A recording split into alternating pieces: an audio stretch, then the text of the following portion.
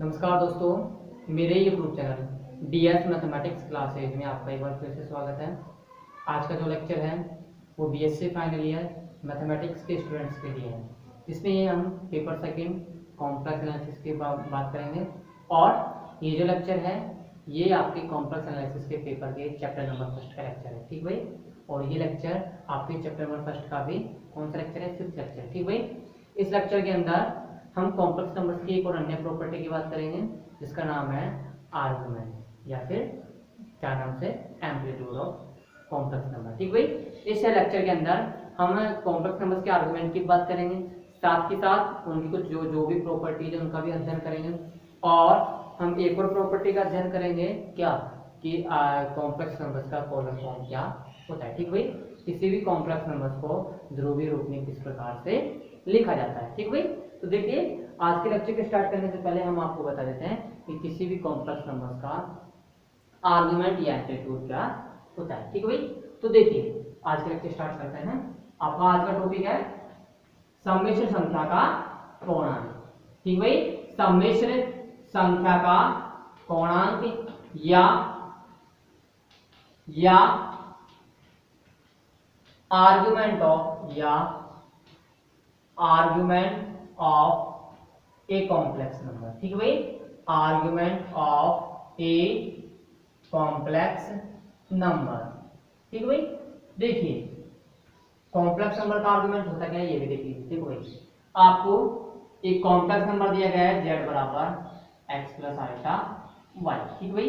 z बराबर x plus iota y दिया गया है जहां पे x और y क्या है, जहां पे x और y रियल नंबर है और आइटा क्या है, आइटा बराबर है अंडर रूट माइनस 1, ठीक भाई। आपको एक कॉम्प्लेक्स नंबर दिया है z बराबर x प्लस आइटा y जहां पे x और y रियल नंबर है और आइटा क्या अंडर रूट माइनस 1, ठीक है। अब देखिए, ये जो कॉम्प्लेक्स नंबर है इस कॉम्प्लेक्स नंबर्स के आर्गुमेंट को किससे व्यक्त करते हैं, इस कॉम्प्लेक्स नंबर्स के आर्गुमेंट को व्यक्त करते हैं आर्गुमेंट ऑफ z से या एम्पलीट्यूड ऑफ z से, ठीक भाई। किससे व्यक्त करते हैं इसको, आर्गुमेंट ऑफ z से या एम्पलीट्यूड ऑफ z से व्यक्त करते हैं। और डिफाइन किस प्रकार से करते हैं कि आर्गुमेंट ऑफ z बराबर एम्पलीट्यूड ऑफ z बराबर थीटा बराबर tan inverse mode y upon x, ठीक है भाई। थीटा बराबर tan inverse mode y upon x, या मोड y नहीं आता, आप सॉरी मोड y नहीं आता, यहाँ पे आएगा थीटा बराबर tan inverse y upon x, ठीक है भाई। थीटा बराबर tan inverse y upon x से, ठीक है भाई। इस प्रकार से आपने इसको डिफाइन करता है। अब देखिए, यहाँ पे y क्या है, यहाँ पे जो x है वो तो है आपका क्या, रियल पार्ट ऑफ z, ठीक है भाई। x क्या है, रियल पार्ट है z का और y क्या है, इमेजिनरी पार्ट है z का। तो कहने का मीनिंग है, आप क्या कह सकते हो कि किसी भी सम्मिश्र संख्या के आर्गुमेंट या एम्पलीट्यूड को किस प्रकार से डिफाइन कर सकते हो, दूसरे रूप में कि थीटा बराबर tan inverse y upon x बराबर tan inverse of imaginary part of z बटा रियल पार्ट ऑफ z, ठीक है भाई। इमेजिनरी पार्ट ऑफ z बटा रियल पार्ट ऑफ z, ठीक है भाई। अब देखिए, इसकी वैल्यू थीटा बराबर tan inverse y upon x की वैल्यू, कहने मतलब है आर्गुमेंट की वैल्यू तो थीटा है, मान लिया। आर्गुमेंट की वैल्यू थीटा ही क्यों आई और थीटा की वैल्यू भी tan inverse y upon x क्यों आई, ठीक है। तो देखिए, आपने कॉम्प्लेक्स नंबर लिया, इस कॉम्प्लेक्स आप जानते हैं कि प्रत्येक कॉम्प्लेक्स नंबर को हम द्विविमीय तल में किसी न किसी यूनिक बिंदु के, किसी न किसी अद्वितीय बिंदु के द्वारा प्रदर्शित कर सकते हैं। मतलब प्रत्येक सम्मिश्र संख्या के सापेक्ष आपको द्विविमीय तल में एक अद्वितीय बिंदु मिलता है, ठीक है भाई, या फिर किसी अद्वितीय बिंदु के रूप में प्रदर्शित कर सकते हैं। और द्विविमीय तल के प्रत्येक अद्वितीय बिंदु के लिए एक अद्वितीय सम्मिश्र संख्या विद्यमान होती है, ठीक भाई। तो देखो, यहाँ पे कॉम्प्लेक्स नंबर z बराबर x प्लस आइटा y है, तो इस z बराबर x प्लस आइटा y के लिए आपने मान लिया कि द्विविमीय तल में कौन सा पॉइंट विद्यमान है, आपने मान लिया पॉइंट P विद्यमान है जिसका x कोऑर्डिनेट स्मॉल x और y कोऑर्डिनेट है स्मॉल y, ठीक भाई। तो देखिए, इनका आप निरूपण कीजिए, इनका आपने निरूपण कर दिया किसके अंदर, इनका आपने निरूपण कर दिया द्विविमीय तल के अंदर, ठीक है भाई, x y तल के अंदर, जहाँ पे ये तो हो जाएगा x o x dash axis और ये हो जाएगा y o y dash axis, जहाँ पे o क्या है, जहाँ पे o ओरिजिन है द्विविमीय तल का। अब आपने ये पॉइंट आपने ड्रॉ कर दे कि माना कि ये पॉइंट कहाँ पर है, ये पॉइंट यहाँ स्थित है। ठीक भाई, आप ये कहा मान लिया इसको फर्स्ट क्वाड्रेंट में स्थित मान लिया, मतलब आप किसी भी क्वाड्रेंट में ले सकते हो, कोई जरूरी नहीं है। आपने मान लिया ये पॉइंट कहाँ स्थित है, फर्स्ट क्वाड्रेंट में स्थित। ठीक भाई, अब इस पॉइंट से आपने क्या किया, इस पॉइंट से आपने OX अक्ष पे आपने लंब डाला, इसकी लंबाई कितनी है, इसकी लंबाई है y। ठीक भाई, और यहाँ से इस पॉइंट की भी मूल बिंदु से लंबाई कितनी है, मूल बिंदु से लंबाई है x। ठीक है भाई, मूल बिंदु से लंबाई कितनी है, x है। ठीक है, तो ये डिस्टेंस x हो गई, ये डिस्टेंस y हो गई। आपको मैंने बताया था कि जब भी किसी भी कॉम्प्लेक्स नंबर्स का आपको जब भी मॉडुलस फाइंड आउट करना है, तो मॉडुलस क्या होता है, किसी भी कॉम्प्लेक्स नंबर्स का मॉडुलस उसकी मूल बिंदु से उसकी मूल बिंदु से उस बिंदु तक की दूरी का बराबर होता है। ठीक है भाई, किसी भी कॉम्प्लेक्स नंबर का मॉडुलस उस बिंदु की मूल बिंदु से दूरी के बराबर होता है। ठीक है भाई, तो इसका कॉम्प्लेक्स इस कॉम्प्लेक्स नंबर का आपने मॉडुलस क्या मान लिया, मोड जेड, जो कि किसके बराबर है, जो कि बराबर है r के। ठीक है भाई, जो कि किसके बराबर है, r के बराबर है। अब आप देखो ये जो रेखा, ये जो डिस्टेंस है, ये डिस्टेंस क्या कहलाती है, ये डिस्टेंस इस कॉम्प्लेक्स नंबर का मॉडुलस कहलाती है। कहने मतलब है किसी भी सम्मिश्र संख्या का मापांक उसकी उस बिंदु से या उसके उस बिंदु की मूल बिंदु से दूरी के बराबर होता है। किसी भी कॉम्प्लेक्स नंबर का मापांक उस बिंदु के साथ उस सम्मिश्र संख्या के सापेक्ष दी गई तल में जो बिंदु होता है उस बिंदु की मूल बिंदु से दूरी के बराबर होता है। ठीक है भाई, तो ये हो गया आपका r। अब आप देखते हैं ये कौन सा त्रिभुज है, ये समकोण त्रिभुज है, और आपने ये मान लिया कि ये जो लाइन है, ये लाइन कितना एंगल बना रही है, एक्स एक्सिस से, एक्स एक्सिस के दक्षिणावर्त दिशा से कितना एंगल बना रही है, थीटा एंगल बना रही है, मतलब घड़ी की विपरीत दिशा में। ठीक है, तो ये कितना एंगल बना रही है, थीटा एंगल बना रही है। अब देखो यहाँ पे इसका मान टोटल कितना है r, इसका मान है y, इसका मान है x। ठीक भाई, अब आप देखो यहाँ से फाइंड आउट करो, यहाँ से अगर आप वैल्यू फाइंड आउट करते हो तो यहाँ से वैल्यू देखो, यहाँ से cos थीटा की वैल्यू क्या निकल जाएगी। समकोण त्रिभुज में आप क्या अप्लाई कीजिए, समकोण त्रिभुज में अप्लाई कीजिए पाइथागोरस प्रमेय। तो पाइथागोरस प्रमेय आप अप्लाई करते हो तो आपको यहाँ से क्या, किसकी वैल्यू फाइंड आउट हो जाती है, r की वैल्यू फाइंड आउट हो जाती है। कर्ण बराबर क्या होता है, अंडर रूट लंब इसका प्लस आधा इसका। ठीक भाई, तो यहाँ से आप अन्य त्रिकोणमितीय फलन भी अप्लाई कर सकते हो कि यहाँ से cos थीटा की sin थीटा की वैल्यू क्या हो जाएगी, sin थीटा की वैल्यू देखो, यहाँ से आपको थीटा दे दिया और ये 90 डिग्री है, तो आप यहाँ से किसके मान निकाल सकते हैं, यहाँ से आप त्रिकोणमितीय फलन sin theta, cos theta, tan theta सभी का मान निकाल सकते हो। ठीक है भाई, तो tan थीटा का मान देखो क्या आ रहा है, यहाँ से tan थीटा का मान आ रहा है लंब बटा आधा। थीटा के सामने वाली भुजा लंब हो गई और ये वाली आधार हो गई। सबसे बड़ी भुजा कौन सी होती है, कर्ण होती है। तो tan थीटा बराबर क्या होगा, y गुणा, तो थीटा बराबर क्या हो जाएगा, थीटा बराबर हो जाएगा tan inverse y upon x। कहने मतलब है थीटा की वैल्यू तो यहाँ से आगे आपको पता चलेगा कि थीटा की वैल्यू कैसे आई। अब देखो आर्गुमेंट क्या होता है, किसी भी कॉम्प्लेक्स नंबर्स का आर्गुमेंट, ध्यान रखना क्या होता है, आर्गुमेंट एम्पलीट्यूड उस बिंदु की मूल बिंदु से जो दूरी होती है वो दूरी या उस बिंदु की मूल बिंदु से को मिलाने वाली, उस बिंदु को मूल बिंदु से मिलाने वाली रेखा का उस एक्स अक्ष के साथ बनाया गया कोण होता है। मतलब तो किसी भी कॉम्प्लेक्स नंबर का आर्गुमेंट क्या होता है, आर्गुमेंट एम्पलीट्यूड उस बिंदु तथा मूल बिंदु को जोड़ने वाली रेखा का एक्स अक्ष की धनात्मक दिशा से बनाया गया कोण होता है। ठीक भाई, तो हमेशा एम्पलीट्यूड क्या होगा, इस कॉम्प्लेक्स नंबर z का एम्पलीट्यूड होगा, ये रेखा एक्स एक्सिस के साथ जितना कोण बनाएगी उसका एम्पलीट्यूड भी उतना ही होगा। अगर ये थीटा बना रही है तो इसका एम्पलीट्यूड कितना होगा, थीटा। ये 90 डिग्री कोण बना रही है ये वाली रेखा, तो इसका एम्पलीट्यूड भी कितना होगा, 90 डिग्री ही होगा। और अगर ये रेखा π/3 का एंगल बना रही है तो उसका एम्पलीट्यूड भी कितना होगा, π/3 ही होगा। ठीक भाई, तो हमेशा ध्यान रखना कि किसी भी कॉम्प्लेक्स नंबर का आर्गुमेंट उस बिंदु के और मूल बिंदु को मिलाने वाली रेखा, उस बिंदु और मूल बिंदु को मिलाने वाली रेखा का एक्स की धनात्मक दिशा से बनाया गया कोण ही होता है। ठीक है, तो आर्गुमेंट को मैंने बता दिया, आपको मैंने आर्गुमेंट बता दिया कि कोई कॉम्प्लेक्स नंबर के आर्गुमेंट को व्यक्त इस प्रकार करते हैं, डिफाइन इस प्रकार करते हैं और उसका रिप्रेजेंटेशन इस प्रकार करते हैं। यहाँ से आप एक चीज देखते हो कि यहाँ से आपने किसकी वैल्यू फाइंड आउट करी, आर्गुमेंट की वैल्यू फाइंड आउट करी। आर्गुमेंट की वैल्यू क्या है, थीटा बराबर tan inverse y upon x। यहाँ से एक और कांसेप्ट निकाल लीजिए जो कि आपके आगे काम आने वाला है। यहाँ से एक और कांसेप्ट आप निकाल सकते हो। तो देखो यहाँ पे ये डिस्टेंस r हो गई, ये x हो गई, ये y हो गई। कहने का मतलब है थीटा के सामने वाली लंब हो गई, लंब का मान y, आधार का मान x और कर्ण का मान r होगा। ठीक है, अब देखिए यहाँ से sin थीटा निकालिए आप। sin थीटा की वैल्यू कितनी आएगी, sin थीटा की वैल्यू आएगी यहाँ से, sin थीटा बराबर होता है लंब बटा कर्ण। तो y बटा r, ठीक है भाई। तो साइन थीटा हो जाएगा y अपॉन r। कहने का मतलब है y की वैल्यू क्या आ जाएगी, y की वैल्यू आ जाएगी r साइन थीटा, ठीक है भाई। इसी प्रकार cos थीटा की वैल्यू फाइंड आउट कीजिए, तो cos थीटा की वैल्यू आ जाएगी x अपॉन r। तो यहाँ से x की वैल्यू क्या आ जाएगी, यहाँ से x की वैल्यू आ जाएगी r cos थीटा। तो ठीक है भाई, इन दोनों इक्वेशन की सहायता से हमें क्या फाइंड आउट करना है आगे, नेक्स्ट जो कंसेप्ट होगा आपका, नेक्स्ट या टॉपिक होगा, उसके अंदर हमें इन दोनों की सहायता से किसी भी सम्मिश्र संख्या का ध्रुवीय रूप फाइंड आउट करना है, ठीक है भाई। किसी भी सम्मिश्र संख्या का या किसी कॉम्प्लेक्स नंबर्स का आपको पोलर फॉर्म फाइंड आउट करना है, ठीक है भाई। ये ध्यान रखना है, ये कंसेप्ट मैंने आपको बता दिया है। इससे अब जब मैं आपको ध्रुवीय रूप पढ़ाऊंगा सम्मिश्र संख्या का, तब मैं आपको बताऊंगा नहीं कैसे आ रहा है। मैं डायरेक्टली x की जगह r cos थीटा, y की जगह r sin थीटा लिखूंगा, सीधे डायरेक्ट रिप्लेस करूंगा और आपको बता दूंगा कि ध्रुवीय रूप क्या होगा इसका, ठीक है भाई। तो ये आपका कंसेप्ट कंप्लीट होता हुआ किसी भी सम्मिश्र संख्या पूर्णांक होगा। दोबारा से देख लीजिए, किसी भी सम्मिश्र संख्या के पूर्णांक को व्यक्त करते हैं आर्गुमेंट ऑफ z से, एम्पलीट्यूड ऑफ z से। डिफाइन किस प्रकार करते हैं, आर्गुमेंट ऑफ z बराबर एम्पलीट्यूड ऑफ z बराबर थीटा बराबर tan inverse y upon x, जहां पे y क्या है, इमेजिनरी पार्ट ऑफ z और x क्या है, रियल पार्ट ऑफ z।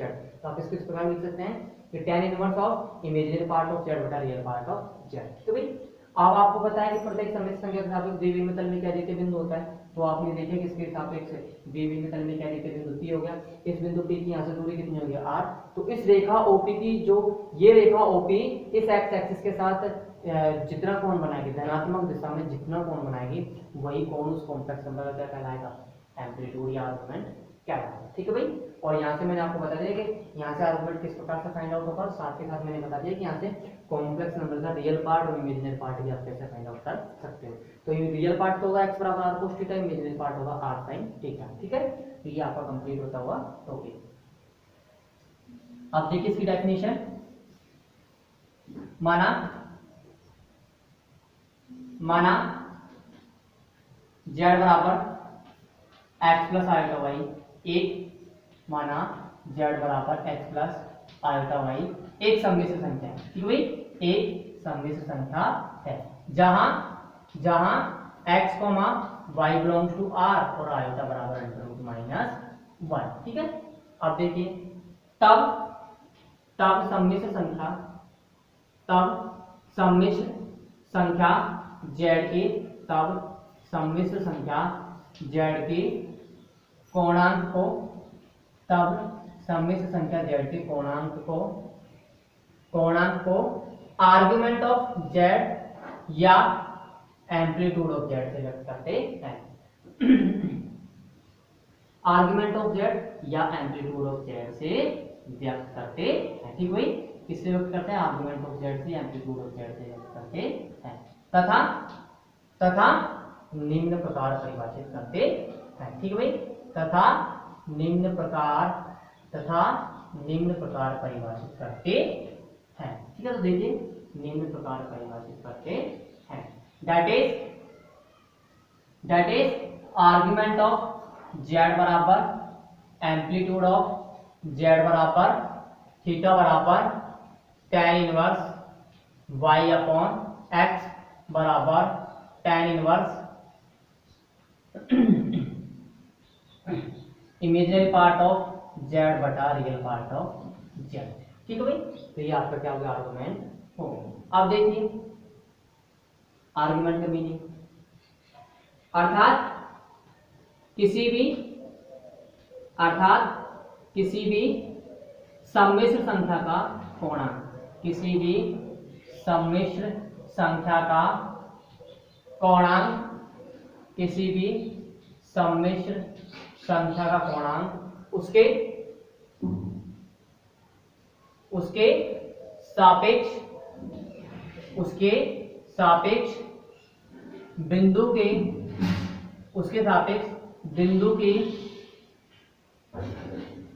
की मूल बिंदु को मिलाने वाली रेखा, उसके सापेक्ष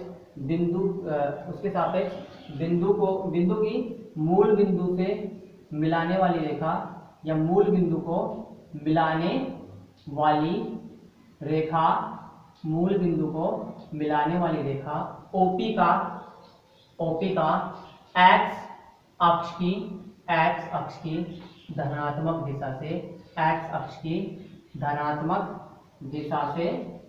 x अक्ष की धनात्मक दिशा से बनाया गया कोण होता है। ठीक भाई, एक्स अक्ष के धनात्मक दिशा से बनाया गया कोण होता है। ठीक भाई, एक्स अक्ष की धनात्मक दिशा से बनाया गया कोण होता है।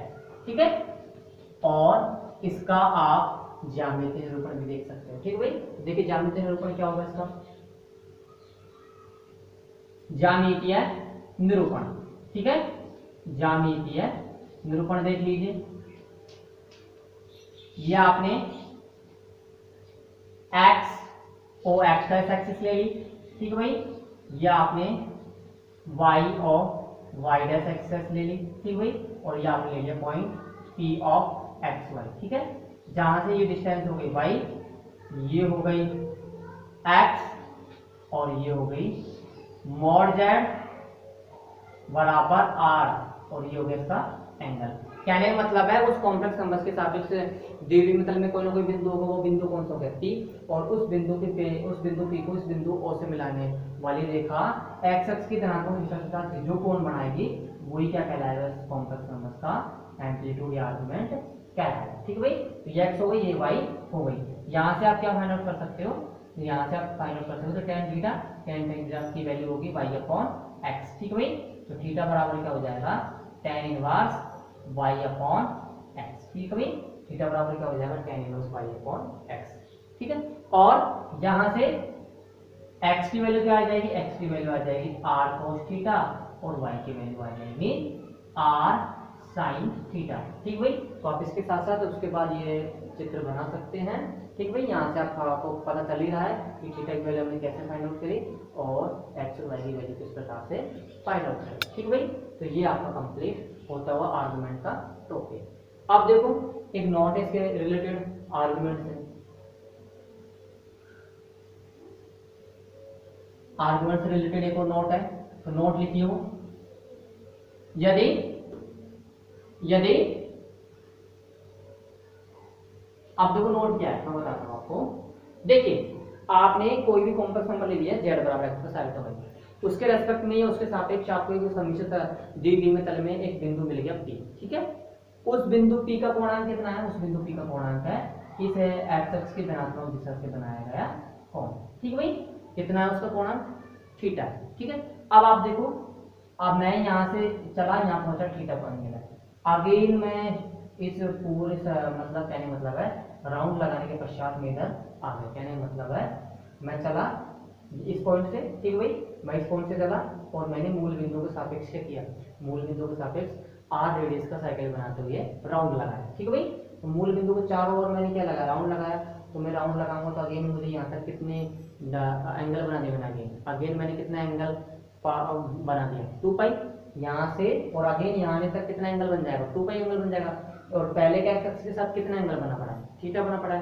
कहने मतलब है मैंने कितना एंगल बना लिया, पहले था थीटा, अब मैंने बना दिया 2 पाई प्लस थीटा। अब मैं अगेन इसके अगेन क्या करता हूँ, मूल बिंदु के चारों में क्या करता हूँ, राउंड लगाता हूँ। तो मैंने एक राउंड और लगाया, फिर अगेन कितना एंगल बना लिया मैंने, एक्स की धनात्मक दिशा में 4 पाई प्लस थीटा, आगे 6 पाई प्लस थीटा।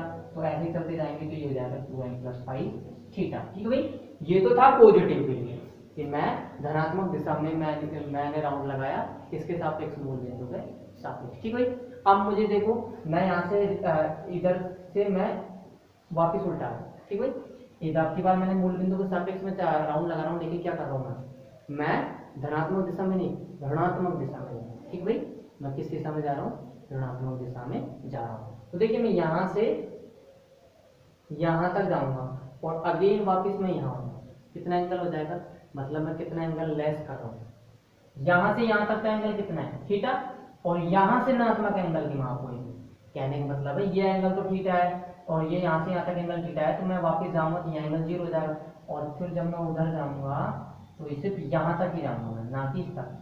तो मैं कितना एंगल ऋणात्मक भाग बना रहा हूँ, मतलब मैं ऋणात्मक एंगल का मान, मतलब एंगल का मान कितना होगा ऋणात्मक रूप में, ऋणात्मक रूप में आप देखते हो यहाँ से यहाँ तक जाने में कितना है 2 पाई, जबकि इसमें से ये लेस हो जाएगा तो क्या हो जाएगा 2 पाई माइनस थीटा।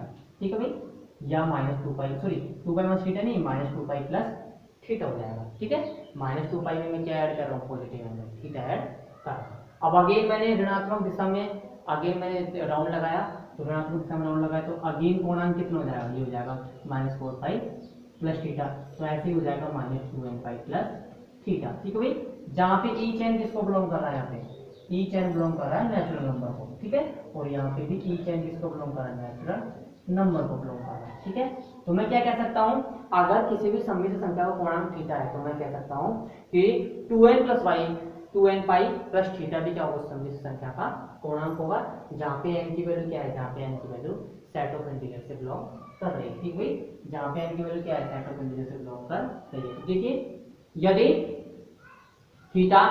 थीटा किसी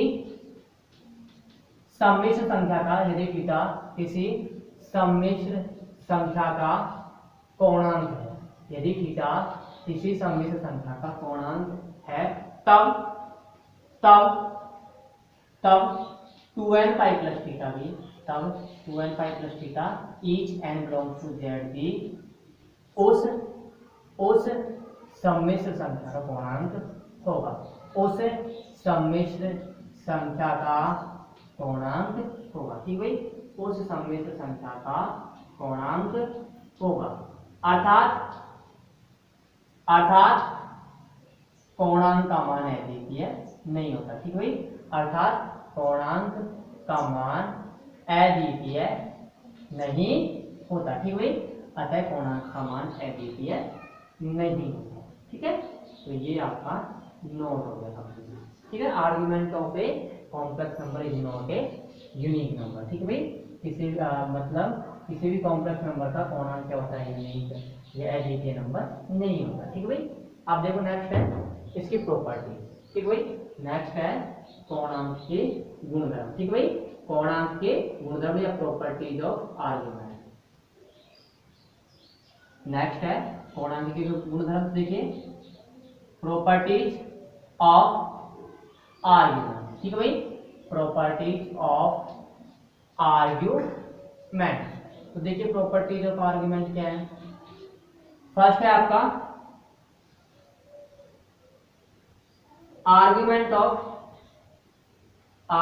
ऑफ किसी धनात्मक वास्तविक संख्या के लिए, या फिर आप ये कह सकते हो argument of any positive real number का आर्गुमेंट क्या होता है, किसी भी धनात्मक वास्तविक संख्या का आर्गुमेंट क्या होता है, किसी भी धनात्मक वास्तविक संख्या का आर्गुमेंट होता है 0 प्लस 2n पाई। ठीक है भाई, तो argument of any positive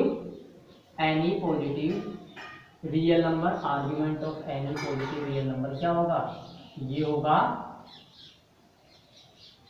0 plus 2n पाई। ठीक है भाई, 0 प्लस 2n पाई। ठीक है, जहां पे ई चेन किसको बिलोंग करेगा, ई चेन बिलोंग करेगा z।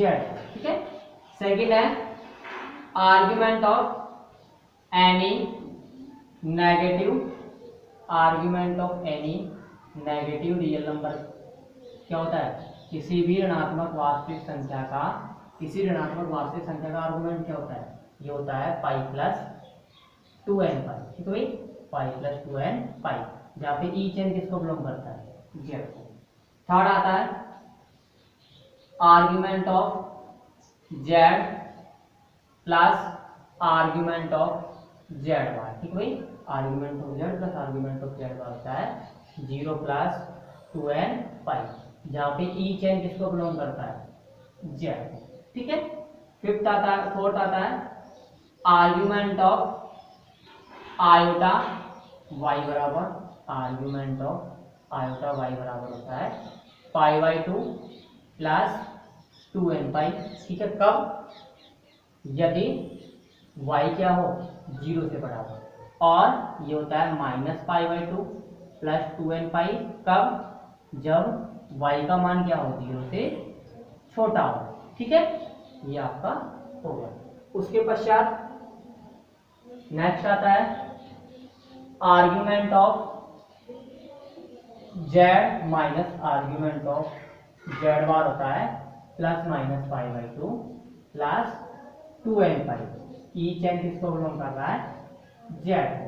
ठीक है, नेक्स्ट आता है 6 आर्गुमेंट ऑफ z बार बराबर minus argument of 1/z, argument of 1/z बराबर माइनस आर्गुमेंट ऑफ जेड। ठीक है भाई, मतलब किसी भी कॉम्प्लेक्स नंबर्स के कंजुगेट का आर्गुमेंट किसके बराबर होता है, उस कॉम्प्लेक्स नंबर्स के आर्गुमेंट का नेगेटिव होता है। ठीक है, तो उसके पश्चात आता है 7 argument of Z to the power N किसके बराबर होता है, एन आर्ग्यूमेंट ऑफ जेड के बराबर। ठीक है, फिर नेक्स्ट आता है 8 argument of Z1 into Z2 होता है argument of Z1 plus argument of Z2 plus 2n पाई। ठीक है भाई, प्लस 2n पाई, जहां पे ई चेन किसको बिलोंग कर रहा है, Z।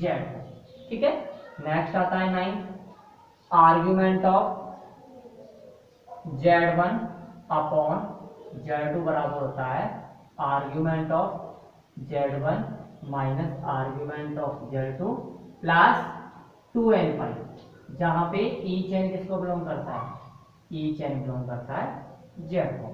नेक्स्ट आता है argument of Z1 into Z2 into Z3 into Zn बराबर argument of Z1 plus argument of Z2 plus dot dot dot argument of Zn plus 2n पाई। ठीक है भाई, जहां पे ई चेन किसको बिलोंग कर रहा है, Z को। ठीक है, नेक्स्ट आता है आपका यदि दो कॉम्प्लेक्स नंबर बराबर, कहने का मतलब है Z1 बराबर है Z2 के, तो आप क्या कह सकते हो कि उन दोनों कॉम्प्लेक्स नंबर का आर्गुमेंट भी क्या होगा, उन दोनों कॉम्प्लेक्स नंबर का आर्गुमेंट सेम होगा। ठीक भाई, उन दोनों कॉम्प्लेक्स नंबर का क्या होगा, आर्गुमेंट सेम होगा, लेकिन ब्लोमता सत्य नहीं है, लेकिन ब्लोमता सत्य नहीं है। ठीक भाई, लेकिन ब्लोमता सत्य नहीं है। ठीक भाई, ये आपको प्रॉपर्टी नंबर 11 हो गई। उसके पश्चात देखिए next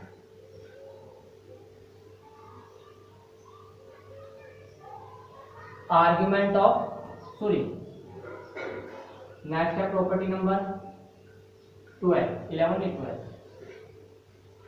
mode Z1 plus mode Z2 बराबर mode Z1 plus mode Z2 है, तो आर्ग्यूमेंट क्या होगा, आर्ग्यूमेंट होगा तब argument of Z1 minus argument of Z2 या तो बराबर होगा 0 के। ठीक है भाई, या तो बराबर होगा 0 के, या किसके बराबर होगा, argument of Z1 minus argument of Z2, या बराबर होगा 2n पाई के।